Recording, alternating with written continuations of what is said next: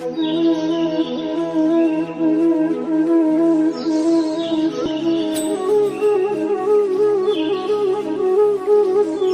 अक्सर देखते हैं कि संतों, महात्माओं, देवी देवताओं ने अवतार लिए। उनके आने के पीछे क्या कारण था?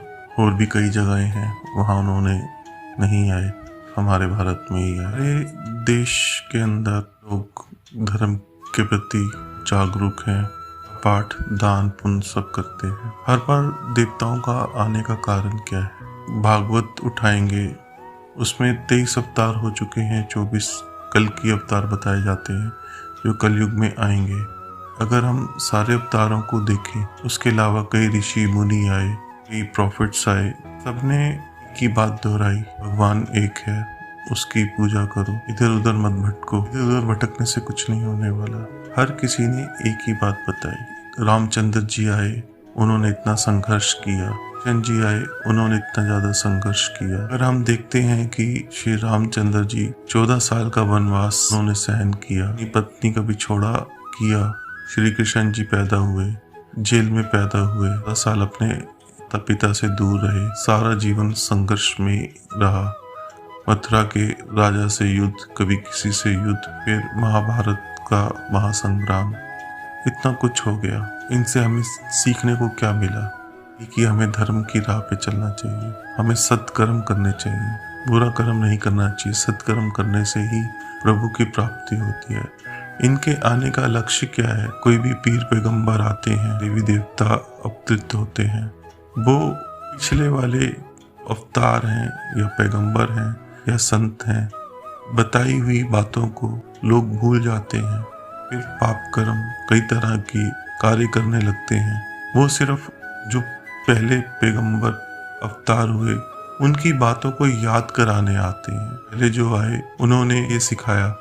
जो नया अवतार या साधु संत आते हैं उनका व्याख्यान करने का तरीका अलग अलग होता है, पर बताते वो एक ही चीज है, उसमें कोई हमें फर्क नहीं मिलता। हम फिर भी उनका कहना नहीं मानते, किसी न किसी उलझन में फंसे रहते। रामचंद्र जी, अगर हम जीवन को उठा के देखें, इतना संघर्ष था।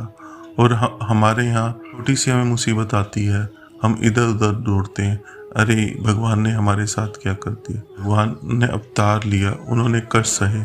वो आपको ये सिखाना चाहते हैं कि कष्टों में रह के उनसे उभरना कैसे है। हमारे को कोई बीमारी हो जाए, हम परेशान हो जाते हैं। परेशान नहीं होना, ये हमारे जो कष्ट हैं हमारे पूर्व जन्मों के, हमारे पाप कर्मों का लेखा जोखा है। श्री कृष्ण महाराज जी संघर्ष झेला, पैदा होने के बाद से ही कंस ने उन पे इतने जानलेवा हमले कराए, पर वो हर बार उन हमलों को नास्तबूद कर देते। जीवन आगे चलता रहा, कष्टों से ना घबराएं, हम आगे बढ़ें। हमारे जो संत महात्मा गुरुजन जो भी आए उन्होंने उन्हीं चीज़ों को बताया, पर हम फिर भी इधर उधर भागते रहते हैं। हमारी ये परेशानी, हमारी ये परेशानी। आप अपने आराध्य को पूज रहे हैं, आराध्य के साथ हुई लीला थी, उसका भी स्मरण करें। देखें उन्होंने कितने कष्ट सहे और हम कितने कम कष्टों में। गोविंद सिंह साहब आए, उन्होंने अपने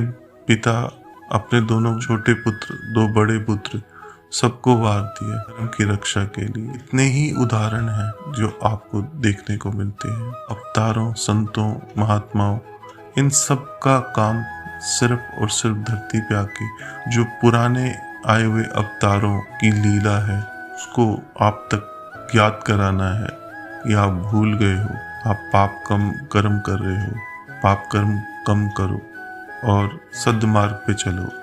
यही उन अवतारों की आने की बात होती है, वो इसीलिए ही आते हैं।